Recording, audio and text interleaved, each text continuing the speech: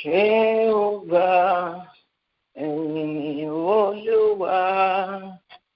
Jehovah, ẹ̀yin ni Olúwa.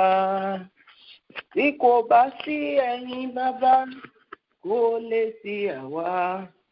Jehovah, you are the most high God. Tí kò bá sí ẹ̀yin, kò lè sí àwa. Jehovah, you are the most high God.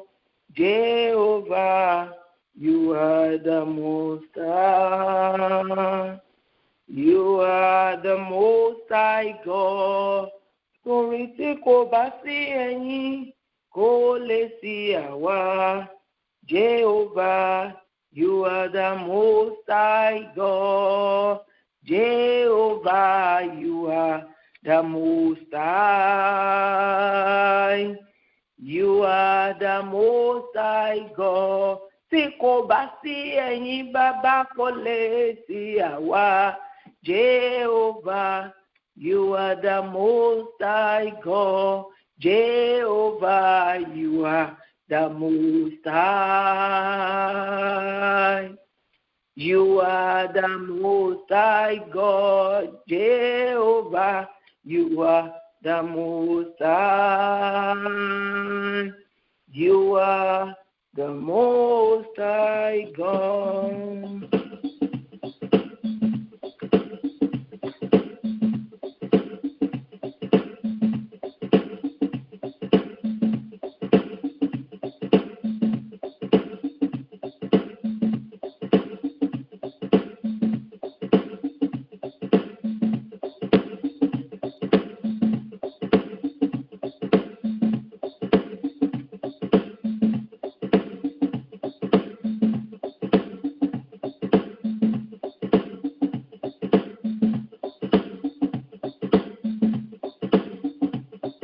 Ẹ̀ṣẹ̀ oore nínú orí wa, wọn ò ní gbàgbé rẹ̀. Ó màmá ṣe ó bàbá, bàbá ó ṣe, fàánú rẹ̀ lórí wa, àwa ò ní gbàgbé rẹ̀. Ó màmá ṣe ó Jésù. Bàbá dúpẹ́, oore rẹ̀ lórí wa, àwa ò ní gbàgbé rẹ̀. Ó màmá ṣe ó bàbá. Bàbá dúpẹ́, fàánú rẹ̀ lórí wa, àwa ò ní gbàgbé rẹ̀. Ó màmá ṣe ó bàbá. Bàbá dúpẹ́, oore yín lórí wa, àwa ò ní gbàgbé rẹ̀. Ó màmá ṣe ó Jésù. Bàbá ó ṣe, oore rẹ̀ lórí wa, àwa ò ní gbàgbé rẹ̀. Ó màmá ṣe ó bàbá. Olùwòsàn mi, ẹ ṣé o. Olùwòsàn mi, ẹ ṣé o. Olùdáǹdè mi, ẹ ṣé o. Olùbùkún mi, ẹ ṣé o. Olùgbèjà mi, ẹ ṣé o. Tó bá jẹ́ ènìyàn ló ṣe yí, wọ́n ti máa. Tó bá jẹ́ ènìyàn ló ṣe yí, wọ́n ti máa ṣèrè fún. Olùwòsàn mi, ẹ ṣé o. Olùbùkún mi, ẹ ṣé o. Olùdáǹdè mi, ẹ ṣé o. Olùgbèjà wa, ẹ máa ṣé o.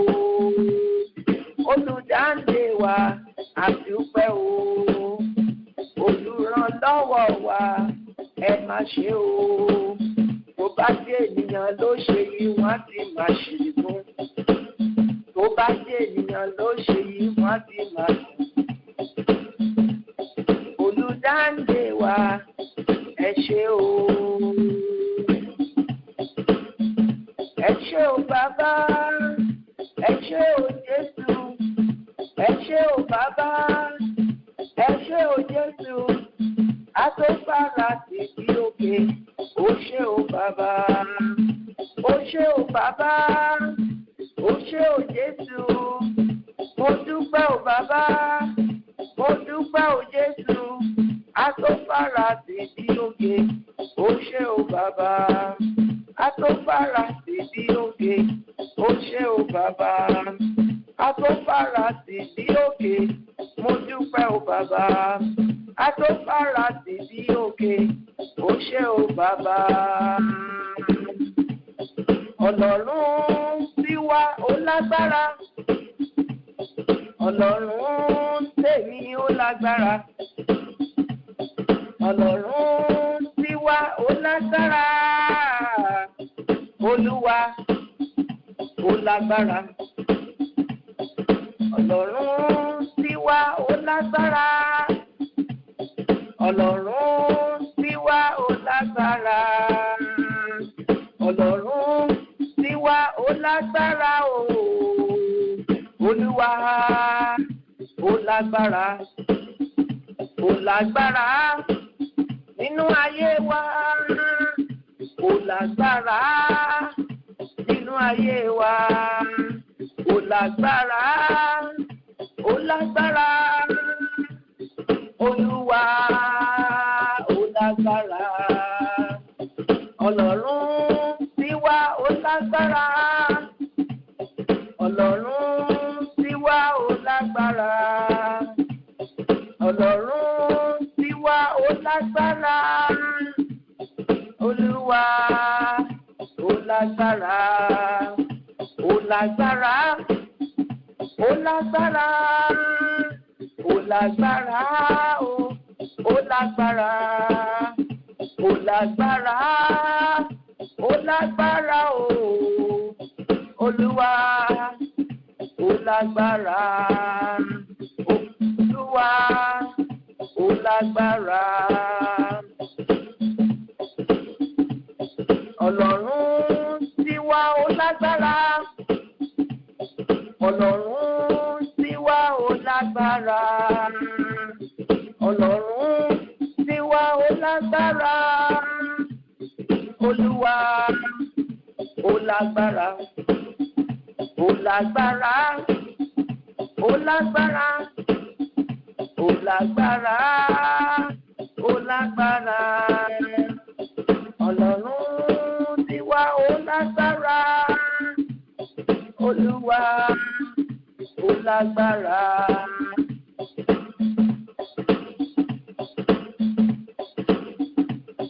Olúwa ó lágbára.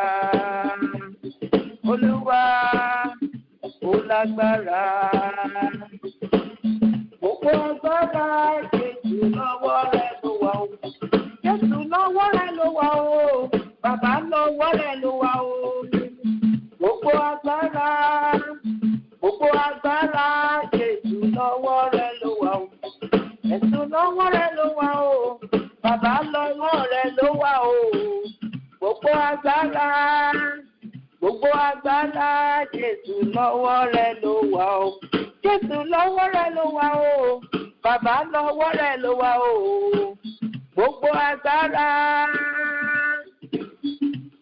agbára tá a fi ń lóyún, agbára tá a fi ń bímọ, agbára tá a fi ń gbáyé, agbára tá a fi ń ṣe oore, agbára ẹ̀mí gígùn, agbára àlàáfíà, agbára àṣeyọrí, ó ń bẹ lọ́wọ́ alágbára, olùwòsàn ayé wa, olùdáǹdè ayé wa, olùpèsè ayé wa, olùbùkún ayé wa, olùbádámọ̀ràn, ọba yọ́níyọ́ní, bàbá gbanigbani, ọlọ́run tó ń torí ẹni tí ò tún wọn ṣe, ọba ayérayé. Jésù lọ́wọ́ rẹ̀ ló wà o, bàbá lọ́wọ́ rẹ̀ ló wà. Gbogbo agbára o, Jésù lọ́wọ́ rẹ̀ ló wà o. Jésù lọ́wọ́ rẹ̀ ló wà o, bàbá lọ́wọ́ rẹ̀ ló wà. Gbogbo agbára, Jésù lọ́wọ́ rẹ̀ ló wà o. Jésù lọ́wọ́ rẹ̀ ló wà o, bàbá wa lọ́wọ́ rẹ̀ ló wà o. Gbogbo agbára, Jésù lọ́wọ́ rẹ ló wà o. Kò má sí lọ́wọ́ oṣó, kò sí lọ́wọ́ àjẹ́ o. Gbogbo agbára Jésù lọ́wọ́ rẹ ló wà. Àmín orúkọ Jésù. Gbàdúrà ní ọjọ́ tuntun pé Ọlọ́run tó ní gbogbo agbára láyé àti ní ọ̀run yóò fi agbára bùṣe fún gbogbo àwa ènìyàn rẹ̀ ní ọjọ́ tuntun yìí ní orúkọ Jésù Kristi. Ẹ bá wo Psalm 62. Psalm 62. Ẹ bá wo verse 11. Psalm 62 verse 11. Ọlọ́run ti sọ̀rọ̀ lẹ́ẹ̀kan. Ẹ̀rìn kejì ni mo gbọ́ èyí pé ti Ọlọ́run ni agbára. Ọlọ́run ti sọ̀rọ̀ ní ẹ̀ẹ̀kan. Ẹ̀ẹ̀mejì ni a gbọ́ wípé agbára jẹ́ ti Ọlọ́run. Bádẹ̀ wo Psalm 29. Psalm 29. Báwo verse 11. Olúwa yóò fi agbára fún àwọn ènìyàn rẹ̀. Olúwa yóò fi àlàáfíà bùṣe fún àwọn ènìyàn rẹ̀. Nǹkan méjì ni a kọ́. A kọ́ ẹ̀kọ́ wípé tolúwa ni agbára. Tolúwa ni agbára. Agbára tí ènìyàn fi ṣe àṣeyọrí. Agbára tó mú wa rí ọjọ́ tuntun yìí tí Olúwa ni. Ẹ̀kọ́ kejì tí a kọ́ níbi kejì tí a kà ni pé Olúwa yóò fi agbára, yóò fi bùṣe fún àwọn ènìyàn rẹ̀, yóò sì fi àlàáfíà fún wa. Ní ọjọ́ tuntun ní gbogbo ibi tí a wà pẹ̀lú òye ọ̀rọ̀ yìí, ẹ fi ọpẹ́ fún Ọlọ́run alágbára tó tún fi agbára àti àánú rẹ̀ jí wa sí ayé lónìí. Ẹ fi ọpẹ́ yín fún Ọlọ́run alágbára, Ọlọ́run tó jẹ́ ó ṣeé ṣe fún wa láti rí ọjọ́ òní nípa agbára ààbò rẹ̀, nípa agbára àánú rẹ̀. Ẹ fi ọpẹ́ yín fún ní ọjọ́ tuntun yìí. Ọlọ́run tó dá ẹ̀mí mi sí, Ọlọ́run alágbára, Jésù Kristi, ẹ̀mí mímọ́, agbára rẹ tó fi gbà wá mọ́, tó fi ààbò rẹ bò wá, tó fi bo ìdílé wa. Mo fi ọpẹ́ fún ọ tóró jẹ́ Ọlọ́run alágbára tó dúró bí akọni ẹlẹ́rù tiwa, Ọlọ́run alágbára tó ń ṣiṣẹ́ agbára nínú ayé wa. O ṣé o Jésù, o ṣé o Jésù, o ṣé o Jésù, Ọlọ́run alágbára, nítorí agbára rẹ tó àfi tójú oorun dójú kú, nítorí agbára rẹ tá a fi jẹ ìpè ikú lójú oorun, nítorí agbára rẹ tí ipa àjàkálẹ̀ àrùn tó rìn ní ọ̀gànjọ́ òru ò fi ká wa. A gbé ọ̀gá, a gbé ọ̀gá, a gbé ọ̀gá torí pé Ọlọ́run alágbára ni ọ́. O lágbára lórí ohun gbogbo tó dá, o lágbára ju èṣù lọ, o lágbára ju àìsàn lọ, o lágbára ju gbogbo àrékérekè ọ̀tá lọ. O ń fi agbára rẹ gbé wa ró, àpáta ayérayé, ibi ìsàdé wa, ilé ìṣọ́ agbára wa. Èmọ̀sẹ̀ kẹrí màsẹ́ńdáyà. Ọlọ́run gba ọpẹ́ wa, Ọlọ́run gba ọpẹ́ wa, Ọlọ́run gba ọpẹ́ wa fún agbára tí a tún fi jí sí ayé lónìí, agbára tá a tún fi gba ẹ̀tọ́ wa tó tún ti ṣiṣẹ́ lọ́wọ́lọ́wọ́ báyìí, agbára tá a fi gba èrè, agbára tá a fi gba èrè wa, fún agbára tá a tún fi sọ̀kalẹ̀ láti ṣiṣẹ́ ọjọ́ òní. Ọlọ́run alágbára gba ọpẹ́ wa, gba ìyìn wa lórúkọ Jésù Olúwa wa. Olúwa yóò fi agbára fún àwọn ènìyàn rẹ̀. Ènìyàn nílò agbára.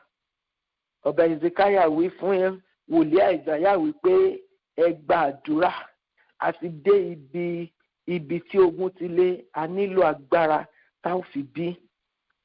A nílò agbára tá a fi ṣẹ́gun ogun tó ń halẹ̀ mọ́ ayé wa, ogun òjijì. A nílò agbára. Ẹ jẹ́ ká bẹ̀rẹ̀ fún agbára Ọlọ́run. Olúwa ní ọjọ́ tuntun, ọjọ́ tó tún kà mí mọ́ àlàyé, mo bèrè fún agbára tí màá fi ní ìṣẹ́gun ní ọjọ́ òní, agbára tá a fi ní fi ire mi ṣe àpínlé, agbára tí màá fi ní ìṣẹ́gun ní ẹnu iṣẹ́, ní ìrìn àjò, agbára tí ìdílé mi ó fi ní ìṣẹ́gun lónìí, agbára tó gun ọjọ́ òní, ogun Wednesday yìí tí ò fi ní borí wa, tí ò fi ní borí ọmọ, tí ò fi ní borí ayé ìrìn àjò wa. Ẹ bèrè fún agbára àdúrà lórúkọ Jésù, lórúkọ Jésù, lórúkọ Jésù Kristi. Ọlọ́run ẹ̀mí mímọ́ sí Ọlọ́run alágbára. Olúwa bèrè fún agbára tó ń gbé agbára mi, agbára tí pa oṣó àti àjẹ́ ò lè ká. Olúwa agbára tá a fi ṣe àṣeyọrí, agbára tá a fi gba ire wa tí ò ní, agbára tá a fi gba ayọ̀ wa. Olúwa mí ní agbára sí ayé wa nínú àdúrà ní àárọ̀ yẹn tó ti wá ká lè gbàgbára kí ọkàn wa kó lè gbàgbára ọ̀rọ̀ tí ó sọ wá di alágbára ìyìn tí ó sọ wá di agbára Olúwa rán sí ayé wa ọ̀rọ̀ tí ó sọ wá di alágbára agbára tá a fi borí gbogbo ogun ọ̀tá agbára tá a fi borí èṣù àti àrékérekè Olúwa fi dì wá ní àmùrè agbára tá a fi borí ìdánwò tí ò ní agbára tá a fi ní ìṣẹ́gun agbára tá a fi rí ẹ̀rí wa gbà agbára tọrọ wọ́n fi dayọ̀ agbára tí ipa oṣó ò lè ká tí pàjẹ́ ò lè ká Olúwa fi agbára rẹ̀ dì wá ní àmùrè bá a ṣe ń wá ọ bá a ṣe ń sìn ọ́ agbára ọ̀tun Olúwa fi dì mí ní àmùrè béèrè fún agbára irú agbára tó wọnú ayé Dáfídì tó sì lu Gòláyátì tó ń yọ odidi orílẹ̀-èdè lẹ́nu tó sì lù pa agbára ìṣẹ́gun irú ètò wọnú ayé àwọn Ísírẹ́lì tó ṣẹ́gun gbogbo Olúwa gbé agbára wọ̀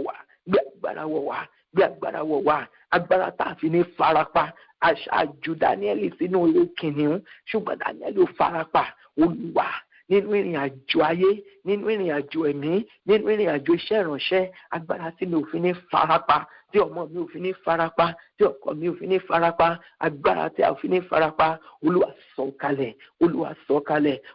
sọ̀kalẹ̀ fi di ayé wa lámùrè ní ọjọ́ tuntun yìí agbára tá a fi borí àrékérekè òkùnkùn agbára tá a fi borí ipá ọ̀tá Olúwa gbé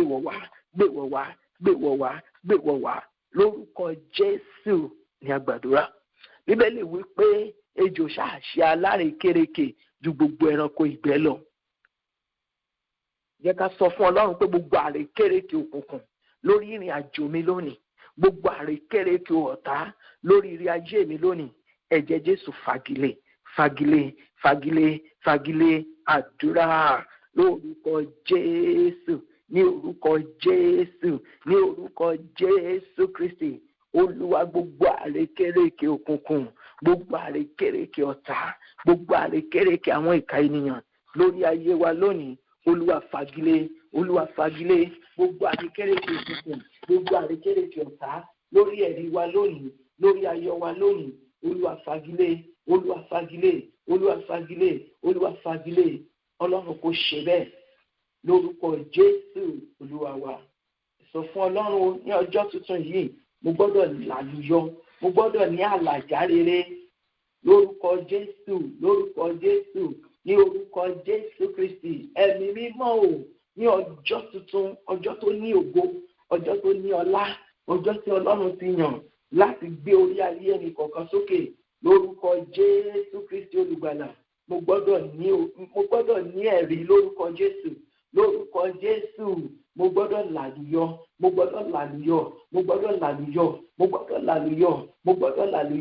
lórúkọ Jésù Olúwa wa. Ẹ sọ fún Ọlọ́run níbi tí ire ayọ̀ mi wà ọba tó ń darí afẹ́fẹ́ darí mi lọ síbẹ̀ níbi tí aláàánú mi wà níbi tí àwọn tí ó fà mí lọ́wọ́ sókè wà níbi tí àwọn tí ó gbé mi lórí sókè wà Olúwa darí mi lọ síbẹ̀ lónìí àdúrà lórúkọ Jésù ní orúkọ Jésù Kristi Ọlọ́run ẹ̀mí mímọ́ níbi tí ayọ̀ mi wà níbi tí ire mi wà níbi tí olùrànlọ́wọ́ mi wà níbi tí aláàánú mi wà níbi tí ẹni tí ó fà mí lọ́wọ́ sókè wà níbi tí ẹni tó rán sí ayé mi wà Olúwa mú mi lọ síbẹ̀ ní ọjọ́ tuntun yìí Olúwa mú mi lọ síbẹ̀ ní ọjọ́ tuntun yìí Olúwa mú mi lọ síbẹ̀ lọ́jọ́ tuntun yìí Olúwa mú mi lọ síbẹ̀ lọ́jọ́ tuntun yìí níbi tí olùrànlọ́wọ́ ayé mi wà níbi tí ẹni tó rán sí mi olùrànlọ́wọ́ ayé wa níbi tó wà Olúwa rán wa lọ síbẹ̀ Ọlọ́run kò ṣe bẹ́ẹ̀. Bíbélì wí pé a fa olódodo yọ kúrò nínú ìṣòro nígbà tí ọ̀tá rẹ̀ bọ́ síbẹ̀. Ẹ sọ fún Ọlọ́run gbogbo ìṣòro àti wàhálà àti òní Olúwa fà mí yọ kó mi yọ nínú ìdánwò gbogbo ọ̀nà kan tí Sátánì bá ti fẹ́ gbé mi ṣubú Olúwa fà mí yọ nínú ìdààmú nínú gbogbo àwọn tí ọ̀tá lè dẹ sílẹ̀ fún mi Olúwa fà mí yọ Bíbélì wípé a kó olódodo yọ. Let's look at it. Nínú ìwé Proverbs chapter 11. Proverbs 11.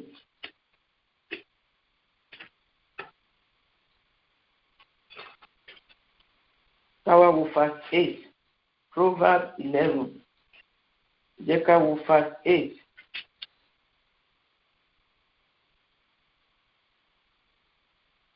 Ayọ̀ olódodo kúrò nínú ìyọnu, ènìyàn búburú àti bọ̀ sí ipò rẹ̀.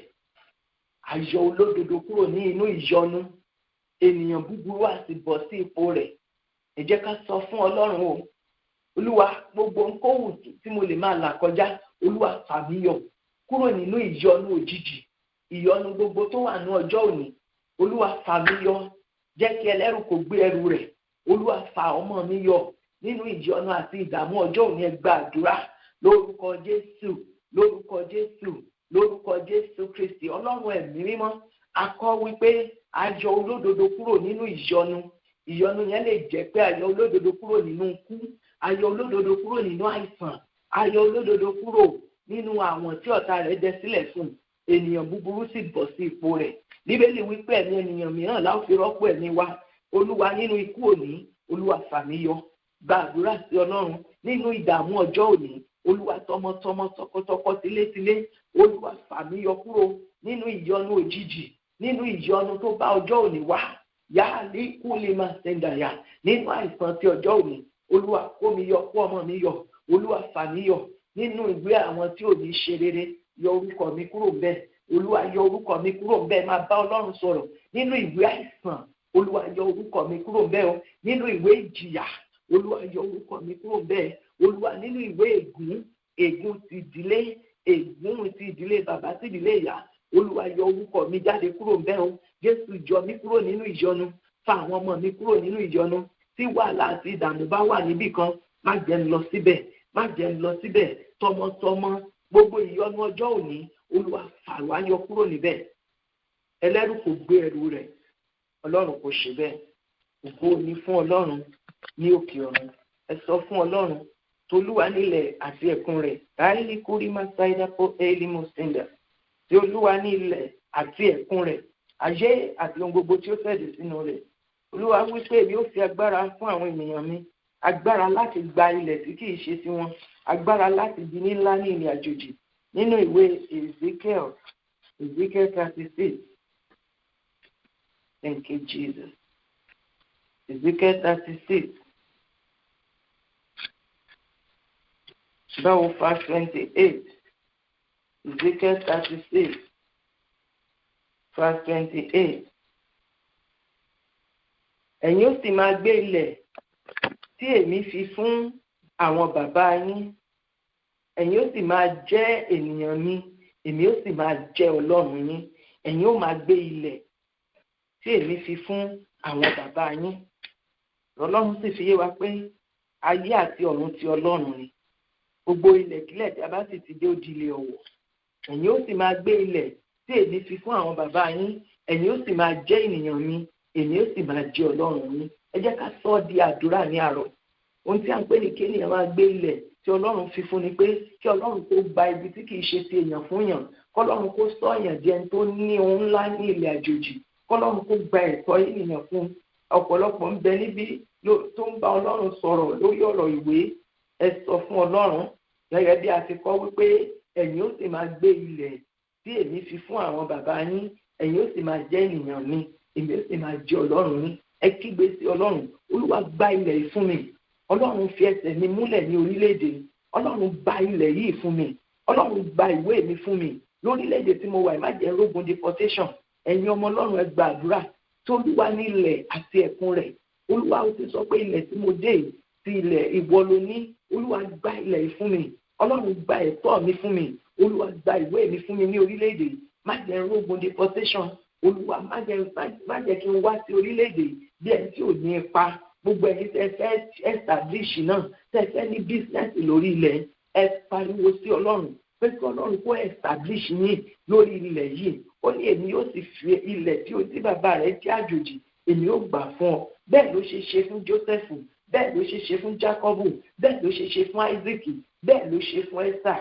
Bẹ́ẹ̀ náà ni yóò ṣe fún gbogbo ọkàn tó ń gbọ́ mi ní àárọ̀ yìí. Ẹ pé orúkọ Jésù Kristi ní ìgbà mẹ́ta. Ọlọ́run tó ní ilẹ̀, Ọlọ́run tó ní ayé àti ẹ̀kún rẹ̀. Olúwa gba ìwé mi fún mi ní orílẹ̀-èdè. Olúwa gba ìwé mi fún mi. Ó ní ẹ̀yin ó sì máa gbé ilẹ̀ tí tí èmi fi fún àwọn bàbá yín. Olúwa mo fẹ́ ọ̀rọ̀ rẹ wípé àwọn ọmọ rẹ a ó máa gbé ilẹ̀ èyí tí ìwọ fi fún wa, tó fi fún àwọn bàbá ńlá wa, èyí tó fi fún ayé wa. Olúwa gba ẹ̀tọ́ àwọn ọmọ rẹ fún. Ẹ bá Ọlọ́run sọ̀rọ̀ lórúkọ Jésù, lórúkọ Jésù, lórúkọ Jésù Kristi. Ọlọ́run ẹ̀mí mímọ́, ilẹ̀ tí àwọn bàbá àwọn Ísírẹ́lì ti jẹ́ àjòjì, ilẹ̀ àwọn Amóràì, àwọn Hítì, Pẹ́lẹ́sáì, Olúwa ó sì gba gbogbo ẹ̀, ó sì fi fún wọn. Bẹ́ẹ̀ náà ni ọ̀kan ní ọ̀la náà àti lónìí títí ayé. Olúwa gbogbo ogun deportation, Olúwa fagilé, Olúwa fagilé, Olúwa fagilé gbogbo ogun deportation, Olúwa fagilé. Ilẹ̀ tí ó wà yìí, ilẹ̀ ọ̀wọ̀ ni. Bíbélì wípé ilẹ̀ tí ẹsẹ̀ rẹ bá ti dé, Olúwa yóò gbà fún ọ lórúkọ Jésù Kristi. Nípa ìṣẹ́ ọ̀run ká yí òfin padà. Agbára tí ó mú kí ọ̀rọ̀ ìwé ìgbélú níyànjú ní 2020 nínú oṣù August yìí, tí òfin ìyanu kan yóò ṣẹlẹ̀, tí ó gba àwọn tí ò tí níwèé ó níwèé. Olúwa ránṣẹ́ ọ̀rọ̀ yẹn láti ọ̀run wá sáyé, ránṣẹ́ ọ̀rọ̀ yẹn láti ọ̀run wá sáyé. Olúwa rán iṣẹ́ ọ̀rọ̀ náà láti ọ̀run wá sí ayé. Olúwa rán iṣẹ́ ọ̀rọ̀ náà láti ọ̀run wá sí ayé. Ó ní ẹ̀yin ó sì máa gbé ilẹ̀ náà. Olúwa wípé ẹ̀yin ó máa gbé ilẹ̀ náà. Orí ọ̀fẹ́ Ọlọ́run tí ènìyàn fi gbé ilẹ̀ láìsí ìbẹ̀rù, láìsí ìfòyà, orí ọ̀fẹ́ náà Olúwa kó fi fún ọkàn kọ̀ọ̀kan lónìí lórúkọ Jésù. Gbogbo àṣẹ tó ń dí ọ̀rọ̀ ìwé lọ́wọ́, àṣẹ náà ẹ̀jẹ̀ Jésù jí padà lórúkọ Jésù, lórúkọ Jésù Olúwa wa. Olúwa wípé èmi ó fi Kénáánì fún ọ, èmi ó fi, ẹ bá wo Psalm 105 verse 11, pé ìwọ ni èmi ó fi ilẹ̀ Kénáánì fún, ìpín ilẹ̀ ìní yín. Olúwa wí fún àwọn ọmọ rẹ̀, ó ṣe ìlérí fún wọn, èmi ó fi ilẹ̀ Kénáánì fún yín. Tọ́lọ́run bá fún yàn ní nǹkan, kò sí ẹni tó lè bá ágìw, torí pé òun ló ní ilẹ̀ àti ẹ̀kún rẹ̀. Ẹ jẹ́ ká sọ fún Ọlọ́run, Olúwa wá gba ilẹ̀ fún mi, wá fi ilẹ̀ fún mi. Gbogbo ẹ̀yin tẹ́ fẹ́ ṣe business, ẹ ti ní business, Ọlọ́run wá gba ilẹ̀ fún mi, wá fún mi ní ìpín tèmi. Ọlọ́run wá gba ìwé mi fún mi lórí ilẹ̀. Ọlọ́run dá sí ọ̀rọ̀ ìwé. Gbogbo ọ̀run tó ta kókó lórí ọ̀rọ̀ immigration, Olúwa máa tú. Olúwa àṣẹ tí ó gba ilẹ̀ fún mi, àṣẹ náà kò jáde wẹ̀ gbàdúrà lórúkọ Jésù, lórúkọ Jésù, ní orúkọ Jésù Kristi. Ọ̀rọ̀ Ọlọ́run wípé ìwọ ni èmi ó fi ilẹ̀ yìí fún, èmi ó sì fi ilẹ̀ náà fún ọ. Pé ilẹ̀ Kénáánì, ilẹ̀ tó wà yẹn, bóyá ilẹ̀ Dublin, ilẹ̀ Germany, ilẹ̀ Canada, ilẹ̀ Amẹ́ríkà, ẹ bá Ọlọ́run sọ̀rọ̀. Olúwa gba ire mi fún mi lórí ilẹ̀. Olúwa gba ìwé mi fún mi. Gbogbo òfin, gbogbo agbára tó ń dí ọ̀rọ̀ ìwé mi lọ́wọ́, Olúwa gba agbára lọ́wọ́ wọn. Olúwa gbogbo tó ta kókó lórí ọ̀rọ̀ ìwé, Olúwa máa tú, Olúwa máa tú. Ní 2020 nínú oṣù kẹjọ yìí, Olúwa kò gbọ́dọ̀ di ọdún tó ń bọ̀, ìyànjú kó wà lórí ọ̀rọ̀ ìwé, ìyànjú kó wà. Ó ní pé ìwọ ni èmi ó fi ilẹ̀ Kénáánì fún, ilẹ̀ Germany Ọlọ́run kó gbà fún ọ, ilẹ̀ London Ọlọ́run kó gbà fún ọ, ilẹ̀ Canada Ọlọ́run kó gbà fún ọ, ilẹ̀ Amẹ́ríkà Ọlọ́run kó gbà fún ọ, ilẹ̀ London Ọlọ́run kó gbà fún ọ. Gbogbo ibi tí ẹ ṣẹ̀dó sí, tí ọ̀rọ̀ ìwé yìí ò sí ìyanjú, gbogbo ibi tí ẹ ṣẹ̀dó sí, tẹ́ẹ̀rí ọwọ́ yọ, tẹ́ẹ̀rí ilẹ̀ lò níbẹ̀, àṣẹ ìrọ̀rùn Olúwa kó pa á jáde lónìí. Ọlọ́run tó gba ilẹ̀ Kénáánì fún àwọn ọmọ Ísírẹ́lì, Ọlọ́run tó tóbi, kó lo gbogbo agbára rẹ̀, gbogbo tó àkókò lórí ọ̀rọ̀ immigration, bí Olúwa ti ń bẹ tí ẹ̀mí ẹ̀ ń bẹ, kó máa gba ìyanjú, kó máa gba ìyanjú lórúkọ Jésù Kristi. Gbogbo ẹ̀mí kò ní ṣeéṣe lórí ọ̀rọ̀ ìwé ìgbélú, gbogbo òfin kò ní ṣeéṣe, gbogbo ìmọ̀ràn kò ní ṣeéṣe. Iná jó dànù, iná jó dànù, iná jó dànù, iná jó dànù, iná jó dànù lórúkọ Jésù Kristi. Ilẹ̀ gbọ́rọ̀ Olúwa, ilẹ̀ gbọ́rọ̀ Olúwa, látòní lọ máa gborí ilẹ̀ máa ṣe rere. Ilẹ̀ gbọ́rọ̀ Olúwa, ìwọ ilẹ̀ gbọ́rọ̀ Olúwa, látòní lọ èmi àgborí ilẹ̀ máa ṣe rere. Ilẹ̀ gbọ́rọ̀ Olúwa, ìwọ ilẹ̀ gbọ́rọ̀ Olúwa, látòní lọ èmi àgborí ilẹ̀ máa ṣe rere. Látòní lọ èmi agbórí ilẹ̀ máa ṣe rere. Látòní lọ èmi agbórí ilẹ̀ máa di ní ńlá. Ẹ sọ fún Ọlọ́run, Olúwa, ilẹ̀ àti ayé àti ọ̀run tí ìwọ Ọlọ́run ni. Ní orílẹ̀-èdè tí mo wà, Olúwa wá pa àṣẹ ìdí ní ńlá sórí iṣẹ́ mi. Olúwa wá sọ agbègbè mi di ní ńlá. Olúwa sọ agbègbè mi di ní ńlá. Bíbélì wípé Isaac sì fúrúgbìn. Ó fúrúgbìn ní ilẹ̀ àjòjì ní àsìkò ọ̀wọ́n. Ó sì ní ìkórè rẹpẹtẹ. Ní orúkọ Jésù Kristi, Ọlọ́run fi ọ̀nà hàn mí. Gbogbo ẹ̀yin tẹ́tẹ́ ní bísínẹ́sì ara yín, Ọlọ́run fi ọ̀nà hàn mí. Olúwa fi ọ̀nà hàn mí. Kọ̀nẹ́ẹ̀tì mi mọ́ àwọn ẹni tó yẹ. Olúwa fi ọ̀nà hàn mí. Olúwa fi ọ̀nà hàn mí. Ọ̀nà bísínẹ́sì, Olúwa fi ọ̀nà hàn mí. Olúwa fi ọ̀nà hàn mí. Pé Jésù Kristi pé èmi ní ọ̀nà òtítọ́ àti ìyè. Ẹnikẹ́ni tó bá tọ̀ mí wá kì yóò rìn nínú òkùnkùn. Olúwa mú mi jánà. Olúwa mú mi jánà. Ọlọ́run fi ọ̀nà hàn mí. Àlá kan ni Joseph lá. Àlá kan ló dúró títí di ọjọ́ ayé rẹ̀ tí àlá yẹn sì wá sí ìmúṣẹ. Gbogbo àlá rere ẹ̀yin wọ̀nyí lórúkọ Jésù. Àṣẹ tí ó mú kí àlá rere kó wá sí ìmúṣẹ, àṣẹ yẹn kó sọ̀kalẹ̀ lórúkọ Jésù. Àlá kan ni Jákọ́bù lá tó fi gba gbogbo ìbùkún Lábánì. Àlá tí ó mú kí ẹnìkọ̀ọ̀kan kó ṣoríire, àlá náà kó wá sí ìmúṣẹ lórúkọ Jésù. Ṣèkọ́ wípé t'Olúwa nílẹ̀ àti ẹ̀kún rẹ̀, ayé àti ohun gbogbo tó wà nínú rẹ̀.